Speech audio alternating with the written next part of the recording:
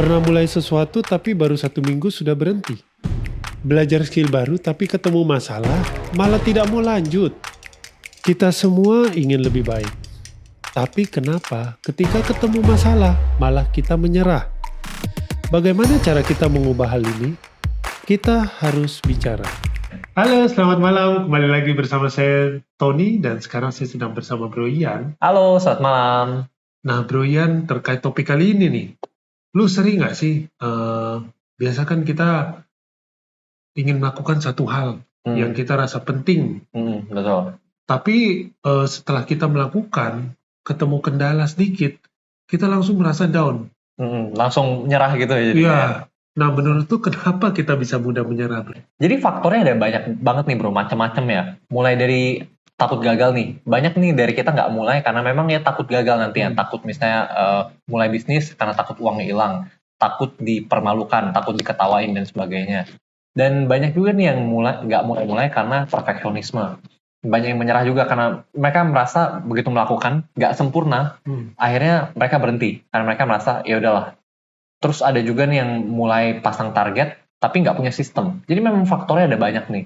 Cuman menurut gua yang paling akar masalahnya itu ya masalah mindset sih bro. Mindset itu mencakup apa saja, Bro? Nah jadi ini ada dua mindset yang menurut gua paling bahaya nih. Ini yang menyebabkan kita gampang menyerah. Yang pertama itu karena kita terlalu mementingkan bakat atau merasa nggak mampu nih. Dia kayak contohnya gini, banyak orang yang nggak mulai-mulai bisnis karena dia merasa nggak jago bisnis. Atau misalnya dia udah coba bisnis, terus baru sebentar aja, baru ketemu masalah dikit, misalnya dia baru sebulan, terus minus di bulan pertama.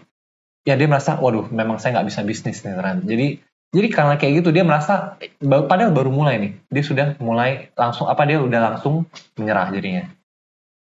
Padahal kalau lu pikir-pikir ya, nggak ada orang yang dari lahir memang langsung jago bro. Kalau menurut lu sendiri, bakat itu ada nggak sih? Dari gua sih bakat itu ada. Bakat itu ada? Karena itu gua alami sih. Dari kecil, ya gue bisa dibilang jago olahraga ya bro. Jago olahraga. Jadi bahkan olahraga yang gue belum pernah sentuh. Misalnya kayak volley lah. Volley. Gue belajar bentar, nggak lama. Kalau dulu, pada saat sekolah, gue sering banget jadi tim inti. Jadi tim inti? Kayak basket, pertama gue jadi cadangan kan. Jadi cadangan. Gak lama, seminggu kemudian, orang lihat gue udah jadi tim inti. Buset deh, cepet banget bro. Itu mungkin alam bawah sadar gue juga udah bilang, oh ini gampang banget nih. Jadi olahraga itu menurut gue salah satu bakat yang sangat besar. Lu merasa ada bakat olahraga lah pokoknya seperti itu. Nah ini memang bagus sih bro. Jadi memang kalau menurut gue juga gue setuju. Bakat itu memang ada nih. Memang kita nggak bisa pungkiri bakat itu memang ada. Ada kayak contohnya gini loh, basket tadi ya. Kan ada beberapa orang yang dilahirkan memang tinggi dia. Dan basket itu sendiri memang kan tinggi itu penting banget di basket. Semakin lu tinggi ya semakin gampang lu misalnya ngeblok, gampang juga mau nge-shoot juga dan sebagainya kan. Pokoknya jangkauan tangan lu juga lebih jauh. Jadi memang bakat itu tidak dipungkiri memang ada. Cuman bukan berarti bro, kalau misal lu pendek nggak bisa main basket jadinya. Ya masa kayak gitu bro? Nggak juga sih bro. Banyak juga orang pendek yang jadi playmaker di basket kan. Benar sekali bro. Dan gue kemarin sempat baca juga nih, sebenarnya di NBA itu lu bayangin deh, NBA itu kan rata-rata pemainnya ya 2 meter lah minimal kan, kalau mau asik gitu loh. Cuman kalian ada juga pemain namanya Maxi Box, dia cuma 1,6 meter aja bro. Itu kan kulisnya udah gak kelihatan bro. Yang lain cuma ngomong sama lu udah kayak gini dong jadinya. Kan, cuma ujung-ujungnya dia tetap bisa main di NBA. Jadi memang gini loh, menurut gue bakat memang ada, tapi tetap aja semuanya bisa dipelajari. Gak ada orang yang baru lahir langsung bisa main basket toh. Ujungnya kan tetap harus latihan dribble dan sebagainya. Jadi dari kita sendiri ya, kalau kita merasa kalau basket bisa dipelajari, naik sepeda bisa dipelajari, kan kayak gitu normal banget kan. Semua orang bisa naik sepeda kalau belajar. Tapi kenapa banyak dari kita yang merasa berbeda nih pada saat di kehidupan nyata nih, misalnya bisnis. Kenapa banyak dari kita yang merasa nggak bisa bisnis, nggak bisa ngomong, gitu loh. Banyak kan yang seperti itu. Nah, padahal sebenarnya sama aja. Basket bisa dipelajari, naik sepeda bisa dipelajari, ya bisnis dan ngomong juga bisa dipelajari. Cara sales dan sebagainya. Ya, gue setuju banget. Jadi memang mindset itu sangat menentukan ya bro. Pola Betul. pikir kita ya. Betul.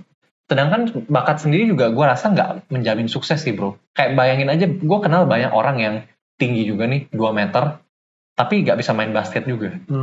Ya karena mereka nggak latihan, mereka nggak mengejar ke arah sana. Dan ini erat juga nih hubungannya dengan mindset kedua yang bikin lu gagal, yang bikin lu cepat menyerah, yaitu karena lu nggak punya grit.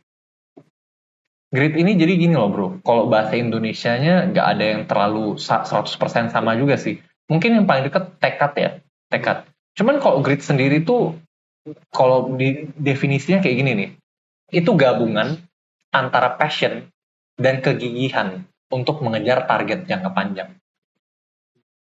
Jadi ini bisa dibilang apa ya, kualitas yang paling penting nih untuk kesuksesan. Karena gini, kita semua itu pasti mau sehebat apapun ya, pasti akan gagal.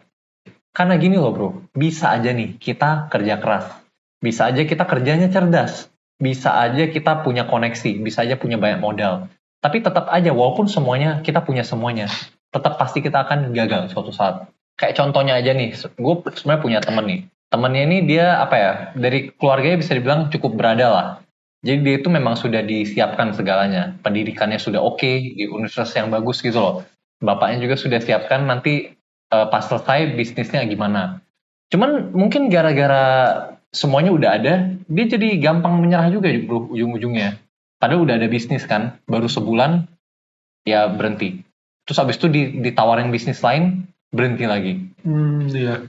Gue juga punya sih banyak temen yang kayak gitu bro. Dan memang ya kalau nggak punya tekad memang terbukti ya pasti akan nyerah kayak gitu bro. Benar sih.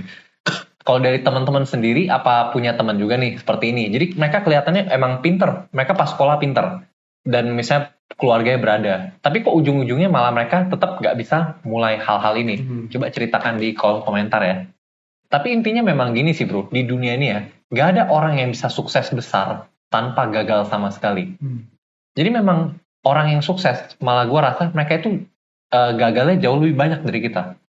Tapi mereka berjalannya, melangkahnya juga jauh lebih banyak dari kita. Mereka tetap maju nih, walaupun jadi kalau yang orang-orang yang nggak sukses itu kenapa? Mereka ketemu gagal, mereka berhenti. Sedangkan orang yang sukses itu ketemu gagal, ya mereka tetap jalan. Itu bedanya. Kayak contohnya gini aja deh. Ini udah cerita yang terkenal banget ya dari, lu tau J.K.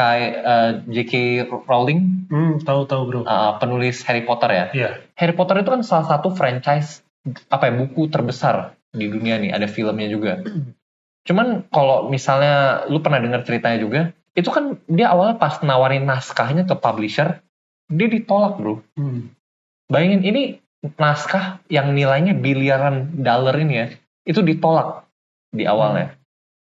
Oh sayang banget pasti. Ya pasti udah sedih itu udah bentur-benturin ke tembok tuh kepalanya, saking keselnya. Cuman udah gitu ya, dia walaupun ditolak kan, dia nggak menyerah. J.K. Rowling ini, dia ke publisher selanjutnya, nawarin naskahnya lagi. Tapi ternyata ditolak juga. Ditolak juga. Kalau misalnya kita sampai sini nih, dari kita sendiri, mungkin kita udah merasa, apa jangan-jangan naskahnya memang gak bagus ya. Pasti kita mulai ragu dong sama diri sendiri. Mulai mikir, apa jangan-jangan memang saya gak bisa nulis. Kayak gitu. Bahkan mungkin dari kita banyak yang kayak gak berhenti nulis lah. Cuman akhirnya mikir, yaudahlah, bikin yang baru aja. Kan? Tapi enggak. Si J.K. Rowling ini dia tetap percaya sama dirinya sendiri. Dia tetap punya grit. Dia punya passion dan kegigihan nih. Dia tetap lanjut terus. Dia tetap tawarin. Akhirnya dia ditolak-tolak terus sampai 12 kali bro. 12 kali. Dan akhirnya ke-13 kalinya baru diterima. Wah. Satu hal yang gue sadari bro. Ternyata angka 13 itu bukan angka saya. Ya lu benar juga bro. Lu benar juga. Jadi yang penting itu kita bisa tetap maju. Kita bisa tetap maju walaupun menemui kegagalan. Ini juga bukan cerita dari J.K. Rowling aja. Bahkan Jack Ma. Lu tau Jack Ma itu kan salah satu orang terkaya di dunia ini nih. Yang punya Alibaba di Cina itu. Dia pernah cerita kalau dia ditolak 30 kali bro. Dia melamar kerja ditolak 30 kali. Bayangin ini harga dirinya udah sampai mana bro kalau sampai kayak gitu. Kan kita pasti merasa kayak, apa ya gue memang bodoh aja gitu loh. Iya. Kalau misalnya kita mindsetnya salah, kita bakal merasa kita bodoh aja. Akhirnya kita yaudah kita kerja yang biasa-biasa aja. Cuman nggak juga kan. Akhirnya dia tetap mengejar mimpinya dan dia mendirikan Alibaba nih, jadi salah satu orang paling sukses. Bahkan Steve Jobs juga. Steve Jobs dia pernah dikeluarin dari perusahaannya. Dibilang merusak perusahaannya gitu loh. Jadi kalau misalnya orang yang nggak punya grit, begitu dikeluarin dari perusahaan dia pasti merasa dong, wah gue memang apa bener nih gue nggak punya bakat di sini, apa gue memang nggak bisa, kan mulai muncul pikiran-pikiran seperti itu. Tapi orang yang punya grit dia tetap maju, tetap bisa maju. Nah, gue jadi kepikiran nih bro, apa mungkin orang-orang yang ditolak ini, nah jadi mereka punya grit kan, punya grit, punya tekad, punya ambisi untuk memperkerjakan orang-orang yang menolak mereka. Gitu. Pengen balas dendam juga gitu. Tapi benar bro, makanya gini loh, lu harus bisa gunakan apa aja nih sebagai motivasi lu untuk maju. Jadi memang macam-macam sih. Ada yang seperti itu, ada juga yang pengen merealisasikan mimpinya nih. Kan kayak Steve Jobs dia memang pengen dunia itu awalnya yaitu touch screen itu kan. J.K. Rowling juga dia ingin orang-orang baca bukunya. Jadi pokoknya sama lah, mungkin Jack Ma bisa jadi sekarang dia udah pekerjakan orang-orang yang nolak dia gitu. Tapi apa aja lu bisa jadikan motivasi, itu juga bagus. Yang penting lu harus punya ketahanan mental di sini. Dan konsistensi ya. Konsistensi. Nah, kalau misalnya dari teman-teman sendiri nih sampai sini, mungkin kalian juga pernah merasa nih ingin menyerah. Mungkin saat ini merasa ingin menyerah. Nah, jangan berhenti dulu.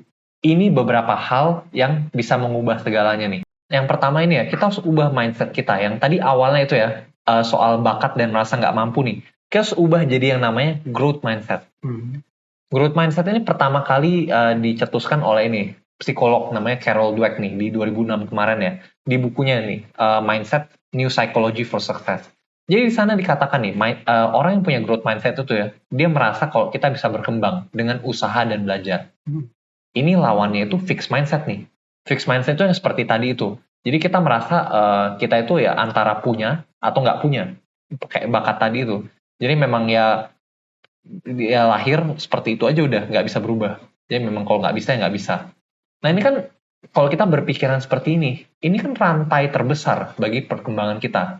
Kenapa? Karena kita kalau merasa nggak punya, misalnya nggak punya bakat bisnis, kita nggak akan berbisnis. Nggak punya bakat ngomong sama orang lain, jadi males nih ngomong sama orang lain. Kan kayak gitu. Nah, kalaupun kita merasa punya bakat nih, kita punya bakat sales misalnya, kita merasa jago sales. Cuma nanti kalau kita ketemu orang yang lebih jago sales dari kita juga tetap akan merasa, oh ya memang dia bakatnya lebih besar dari kita aja. Jadi kalau kita punya mindset seperti ini ya kita nggak akan berkembang bro, karena kita merasa memang ya seperti itu aja. Ya dan di situ-situ aja jadinya. Di situ-situ aja. Nah bayangkan gimana kalau misalnya kita bisa ubah mindset itu. Jadi tadi daripada kita nanya sama diri sendiri ya, kita daripada nanya apakah saya berbakat di sini, apakah saya jago, gimana kalau coba ubah apa yang bisa saya kembangkan, apa yang bisa saya pelajari, coba ubah fokusnya ke sana.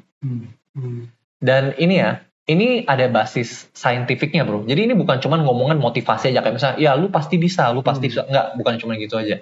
Ini ada basisnya. Jadi di dalam otak kita itu ya, ada bagian yang namanya posterior hippocampus. Posterior hippocampus ini bagian otak yang bertugas untuk navigasi spasial. Gampangnya ini yang membuat kita ingat jalan. Jadi kemarin di London itu ada riset studi kasus ini ya, semua yang banyak driver taksi itu ya, ini supir taksi itu di scan otaknya.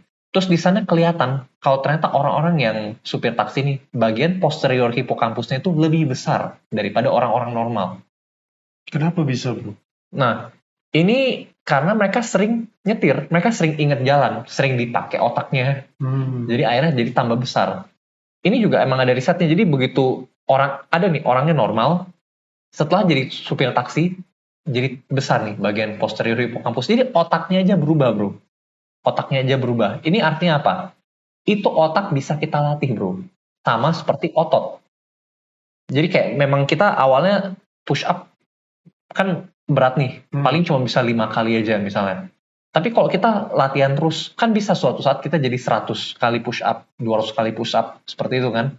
Nah otak kita juga sama. Kita awalnya merasa nggak bisa ngomong, nggak bisa sales, nggak bisa presentasi. Tapi kalau kita lakukan terus-menerus, ada satu masa di mana kita akan ahli di sana jadinya. Oke. Gua nangkep. Jadi untuk teman-teman nih, menurut lu gimana caranya supaya kita bisa punya growth mindset? Oke, jadi ketika kita menemukan masalah ya, kita harus langsung ubah semua mindset kita jadi growth mindset. Jadi jangan lihat dia lebih berbakat dari saya. Lihat apa yang bisa saya pelajari dari dia. Bagaimana saya bisa menjadi seperti dia atau bahkan lebih. Seperti itu. Itu growth mindset. Dan lihat semua tantangan itu sebagai kesempatan juga. Kesempatan untuk berkembang. Karena apa? Kalau kita nggak pernah merasa susah, itu tandanya kalau kita tidak berkembang, bro. Kita berada di titik nyaman. Titik nyaman. Benar. Jadi kalau kita merasa hidup kita ini fine-fine aja, sebenarnya itu udah berbahaya banget, bro. Artinya kita memang di situ-situ aja udah. Oke. Jadi menurut lu ada lagi poin-poin yang bisa di-share? Nah, itu juga selain itu penting bagi lu untuk menerima semua feedback dan kritik. Anggap kritik itu sebagai hadiah terbesar juga nih, karena itu artinya apa? Kesempatan untuk lu memperbaiki diri sendiri dong. Jadi sering-sering minta kritik dan saran juga nih dari orang-orang terdekat yang bisa lu percaya, yang memang tahu nih, lu tahu dia itu peduli sama lu, bukan musuh lu. Kalau musuh ya dia ngomong-ngomong aja. Dan yang selanjutnya ya, yang lebih penting lagi itu kita harus bisa membangun grit juga. Jadi langkah yang paling penting ya untuk membangun grit itu adalah kejelasan dengan diri sendiri. Jadi kita harus tahu nih, apa yang kita mau, apa yang kita inginkan. Memang ini kedengarannya gila juga sih, bro. Tapi sering kali ya, kita tuh nggak tahu sebenarnya apa yang kita inginkan. Betul. Kan? Jadi memang kalau ditanya kan banyak orang, saya tahu dong, saya mau bahagia. Saya mau kaya. Iya. Tapi nggak jelas, bro. Nggak jelas. Spesifiknya tidak ada ya? Ini sama, lu bayangin gini aja deh. Ini sama kayak lu ke restoran. Terus ditanya, mau makan apa? Lu bilang, ya saya mau yang enak-enak aja. Ya kan ngeselin, bro. Minta dibogem gitu. Semuanya enak di sini. Iya, kayak kan semua enak. Jadi gini loh, itu itu yang pelayannya juga mau bantuin lu. Jadi nggak bisa, bro. Padahal udah mau bantu nih, tinggal keluarin aja apa yang lu mau. Cuman ya lu ngomong gitu mereka nggak bisa bantu jadinya. Nah ini sama dengan otak kita juga. Jadi sering kali itu ya, otak kita itu udah siap nih, udah siap untuk membantu kita. Tapi begitu ditanya maunya apa, ya kita bilangnya nggak jelas gitu. Jadi akhirnya otak kita nggak jalan juga. Jadi ini penting banget dari kita untuk spesifik nih. Jadi spesifiknya itu benar-benar sampai, jadi kita mau bahagia itu seperti apa? Apa yang akan kita lakukan nih dari pagi sampai malam? Jadi pagi bangun di mana, tempat tinggalnya seperti apa, makannya apa, tinggal dengan orang-orangnya seperti apa. Terus harus benar-benar spesifik semuanya. Baru otak kita bisa jalan ke sana. Jadi contohnya juga kita bisa kasih ke teman-teman ini yang paling umum lah. Misalnya, gue harus punya 100 juta pertama di umur sekian gitu. Pada misalnya tahun 2025, di bulan Oktober tanggal berapa gue harus mengumpulkan 100 juta di dalam rekening gue. Jadi udah ada patokan yang jelas ya, bro ya. Betul. Jadi kalau kita punya target yang jelas ya, apalagi kita bisa bayangkan, itu bisa jadi motivasi terbesar juga. Jadi kita mau kena setback, kita tetap fokus ke tujuan. Kita tetap punya motivasi di dalam diri untuk mengejar itu. Itu penting banget. Dan ini terbukti sih, bro. Kemarin gue sempat denger si Timothy Ronald, kan itu kan terkenal banget dia. Dia tapi katanya pernah cerita tuh, dia dulu pas masih belum sukses, dia itu gambar office-nya dia. Dia sampai bikin denah office-nya itu loh. Dia mau punya office yang seperti apa. Jadi dia bener-bener gambar semuanya dan sekarang beneran terjadi. Beneran dia punya office yang seperti itu.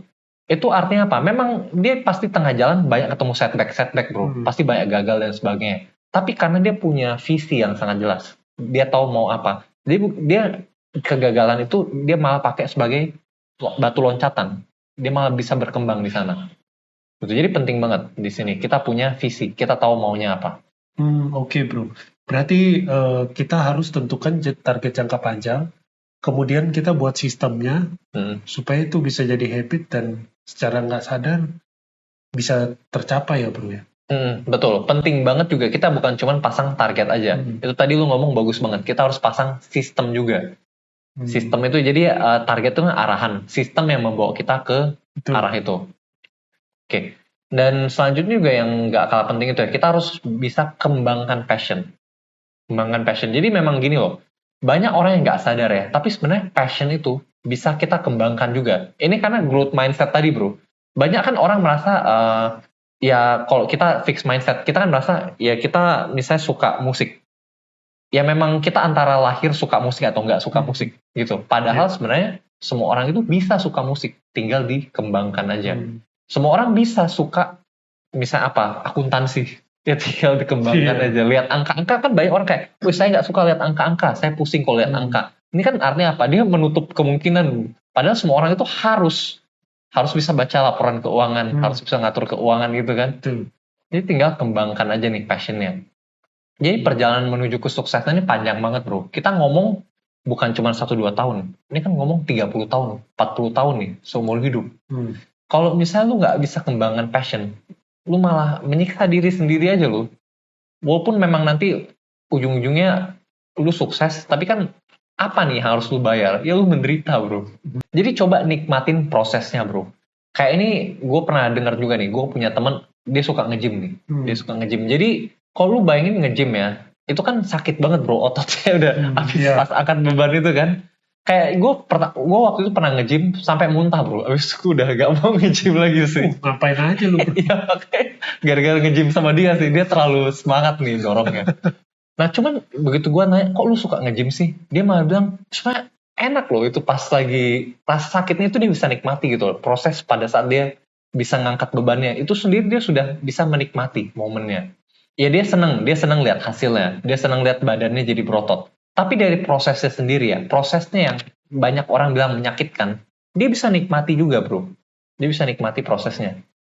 Jadi sama seperti kita dalam hidup nih. Mungkin kita misalnya berbisnis, kita harus jualan tiap hari ke orang, kita harus telepon orang-orang, harus telepon klien. Jadi kita kan nggak usah tunggu uangnya datang dulu nih, baru kita bahagia.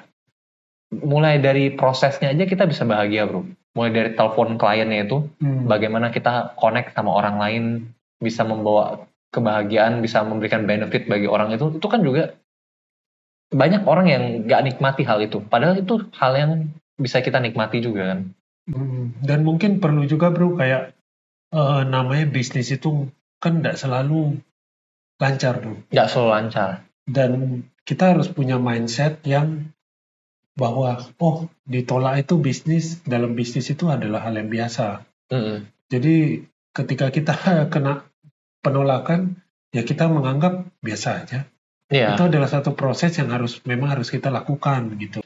Ya kalau dibilang sampai biasa aja itu sih mungkin agak susah ya bro. Pasti setiap kali gagal pasti ada gak enak dong, pasti ada rasa sakit.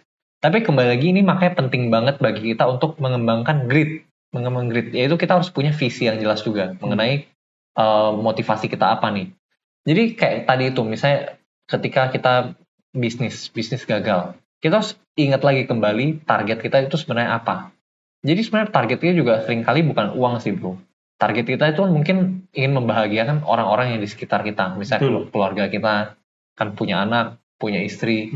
Itu sebenarnya itu yang kita harus ingat pada saat kita jatuh, pada saat kita gagal. Pada saat kita sukses juga ingat anak, ingat istri sih. Jangan sampai ditinggal.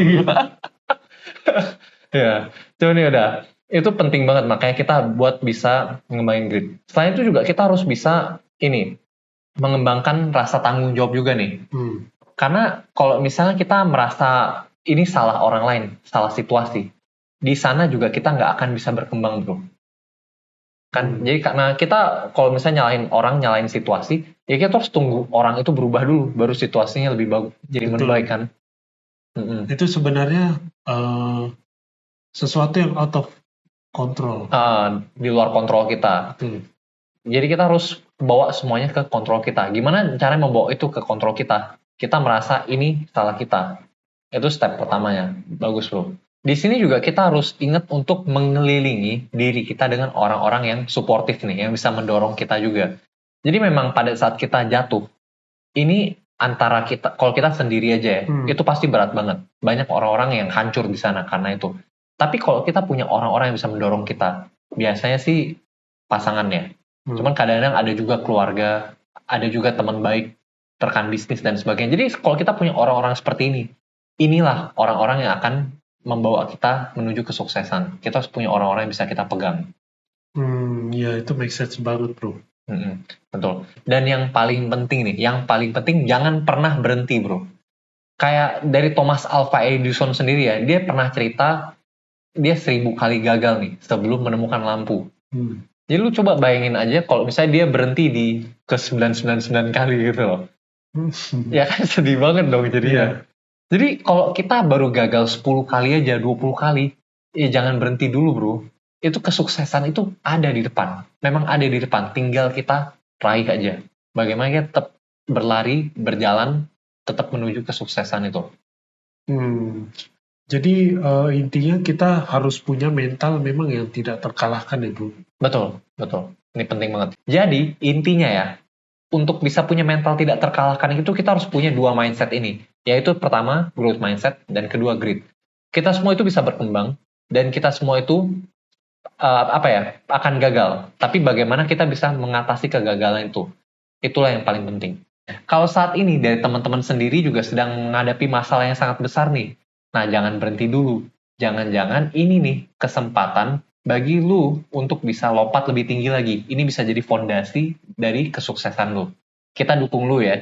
Dari teman-teman, ada nggak sih yang pernah merasa semenyerah ini? Apa yang kalian lakukan waktu itu? Bisa tulis di kolom komentar ya, supaya kita bisa saling belajar. Misalnya, dari teman-teman sendiri juga saat ini sedang berada di titik terendah. Kalian nggak sendiri. Robert Downey Jr., aktor Iron Man, juga dulu pernah jadi pecandu narkoba sampai masuk penjara dan tidak bisa dapat peran. Jadi bagaimana caranya agar dia bisa bangkit menjadi salah satu aktor terbaik saat ini?